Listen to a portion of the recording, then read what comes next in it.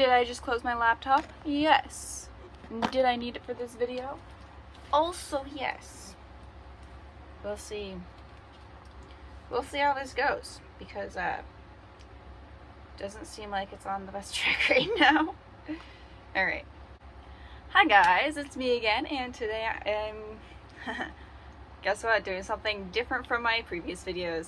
I'm going to be talking about Notion versus GoodNotes. Now, these are both programs slash websites that I use basically daily.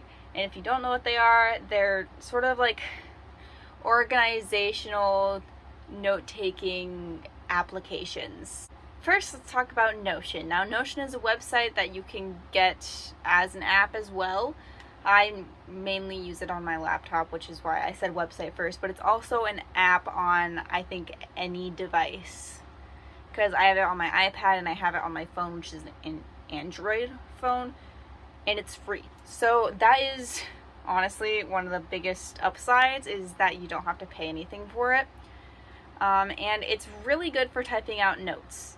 If that's the note-taking method you prefer, rather than like handwritten notes, because I know a lot of people have bad handwriting and just prefer to type stuff out. So you can organize your notes through Notion. Another good thing about Notion is it's very, very easy to organize once you get the hang of it. I have so many different things on here, and I'm basically went through a week-long phase where all I did was sit on my laptop and just organize Notion, make it look pretty, etc. And another great thing about Notion is it can be very aesthetically pleasing. You can find templates online to use, or you can make your own, and they're all just so pretty to look at. I personally use my own, and for a lot of my more recent ones, I don't care too much about the aesthetics, but for like my main dashboard, I guess you would call it, I made that aesthetically pleasing since I'm going to be looking at it every day. Another good thing about Notion is that you can actually use it as a planner. There is I think it's called a database setting view, a database view that you can use, where you can organize all your stuff by like date, time, etc. So you can easily use that as a planner if you like. And I actually have my school assignments and their due dates organized in sort of a spreadsheet format, but it's on Notion instead of like Google Sheets, because it looks better. Next, it can just be used to organize general information. It doesn't have to be strictly like school-based, planner-based, anything like that. Like, I'm using it right now to organize my YouTube video plans, as well as like making sort of a script, not really an outline. I also use it to outline my videos, which is why I'm looking at my laptop currently. I also use it to organize my different skincare products and the ones I want to use in the future. My reading log, which haven't been reading a lot, but that's just because I'm getting used to the school year still. My house plants, like all the different types I have, how to take care of each of them individually, which took forever, by the way, to organize.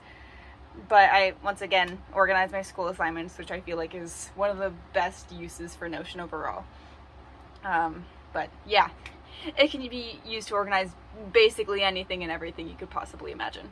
And as I mentioned before, it is accessible on Windows, Android, and Apple products for absolutely free, which is freaking amazing. Love that about it. You can create spreadsheets of information like I did with my school assignments. And throughout all of your pages that you have on Notion, because Notion has like different pages showing you different things, you can actually go through to a search bar where you can search throughout all of them at once if you're looking for something specific, which, love that. Some of the cons of Notion. Yes, there are cons. I know I've been like hyping it up, but there are some cons of using Notion. Because you have to type things out, and I don't know if this is just me or if this is like a widely, like, I guess a common thing. I'm pretty sure there's studies on it, but you don't get the same information retention you do when you're typing out notes as you do when you're handwriting them. For me, I cannot absorb information unless I'm handwriting them, which is why I don't personally take notes on Notion. I just use it to organize information that I don't necessarily need to like study, if that makes sense. Another downside to Notion is that there's a giant learning curve for it. I think a year or two ago I tried using Notion because I saw a bunch of videos on it. I thought it was really aesthetically pleasing. I really wanted to, try it out, but the learning curve stopped me from using it. One suggestion I have is just playing around with it a little bit. Don't stress yourself out too much. Don't force yourself to do something specific right away. Just kind of play around with it. Watch some YouTube video tutorials. Figure it out before you jump right into it, which is what I did, and it didn't turn out the best. And if you are taking notes on like an online class or with a textbook, you will have to use like a split screen. You will have to use a split screen on your laptop if that's what you're using, or if you're like if you have a Bluetooth keyboard connected to an iPad and then like a laptop next to you, I guess that'll work, or like you have a PC and then a laptop. But overall, it's just more going on at once if you are using it for note taking. Next, I'm going to be talking about GoodNotes. Now, this is an app on the Apple App Store. There are some downsides to it, for sure. I feel like it has more downsides to Notion, but as someone who, once again, retains information by writing it, I love it. It's worth it, in my opinion. But let's get right into it. First, we got the pros. So, as I said before, you can write down all the information, which helps retain it a lot better than just typing it. But when I write down information, my brain like sucks it up, and then I don't have to review my notes most of the time. Sometimes I do, obviously. But with typing or with just reading something, I don't get that same information retention as I would if I wrote it all down, which ended up being a huge struggle when it came to one of my online classes that I'm currently taking. First couple of weeks of school were rough, let's just say that. And then another good thing with GoodNotes is you can organize them in folders, and you can have separate notebooks for different like categories, I guess. So like a notebook for your chemistry notes, for your algebra notes, all those can be in a notebook, but it's all digital. So it's like you would have a notebook, but you're not wasting paper.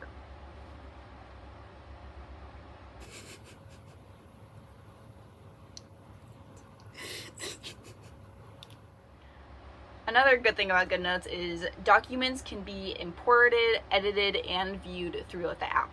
So if you have like a PDF textbook or a PDF text of any sort that you need to like annotate, highlight to help you in that class, you can just import it straight into GoodNotes, and you can use the highlighter tool or the pen tool to help annotate that text. Or if you have like documents to fill out. For example, I had to fill out a scholarship application, and I kept forgetting to print it out. So I just downloaded the file, imported it into GoodNotes, and then I filled it out digitally. Another upside to GoodNotes is because you can write, you can also draw, which helps when it comes to like diagrams or any sort of charts that you need to write down. I feel like a good example of when this would be useful is something like statistics. I took that in high school, luckily. But there was a lot of like drawing charts and all that sort of stuff. So I feel like it'd be really useful in that sense as well. Another good thing about GoodNotes, which is the biggest like thing that got me to get it, is the very aesthetically pleasing notes that people have. Similar to Notion, you can make it look so nice. If you look up YouTube videos on like aesthetically pleasing notes, they look so good. And obviously these people basically like train their handwriting to be good, and then they go in after their class and rewrite all of their notes so that they look good, because it's like fully intentional. And I guess that's a good way to review your notes, is rewriting them. But you can make them look so good. I aspire to be those people. And another good thing with GoodNotes is it's so easy to use. You press the add button, you hit folder, notebook, import, whatever the files are, or options, I guess. You do it and then you write. There's minimal learning curve, if at all.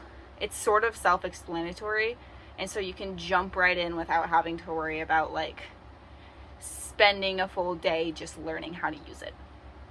Now, once again, there are cons to using GoodNotes. It's not the best for those who are slow writers or do not have the best handwriting.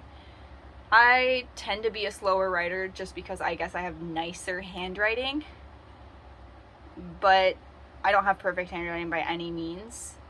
But during like a lecture, when I need to be more fast-paced and I don't have the presentation in front of me to like write things off of, my handwriting gets super sloppy and I don't end up getting everything down. So it's not the best for when you have to be more fast-paced. And also, I don't know if this is just a me problem or if this is a like general problem in the like digital note-taking world. But when I write for long periods of time, I end up getting terrible hand cramps. I just got back from taking notes in the library, and my pinky right here like stings so bad, and as I'm taking notes it feels like it's gonna fall off. It hurts a lot, and so if you don't take breaks, you're screwed. Even when you take breaks, it hurts. So biggest downside in my opinion, maybe I should get like a cushion for my hand or something, but that's one thing I don't like. Another downside to GoodNotes, which if you use a different application, like I've heard Notability or something like that, I don't know what it's called, is better in this aspect, but it's not the best when it comes to typing things out. So if you do want to type out like a title using like a keyboard or something, it doesn't automatically line up with lines paper, like line paper, graph paper, dotted paper. It doesn't automatically line up, so you kind of have to adjust the spacing and font size to get that to work, which can just be annoying, especially if you do want to use it for taking typed out notes, which is why I'm mainly talking about handwritten notes, because it can just be annoying when you're trying to type out your notes. And it's also mainly just used for note taking.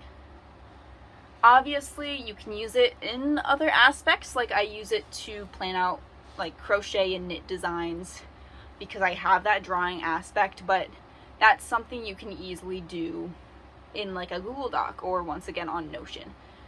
So unless you will be using one of these applications for note taking or something in school or work where you have to jot down notes, that's about the only situation where you're really going to need it.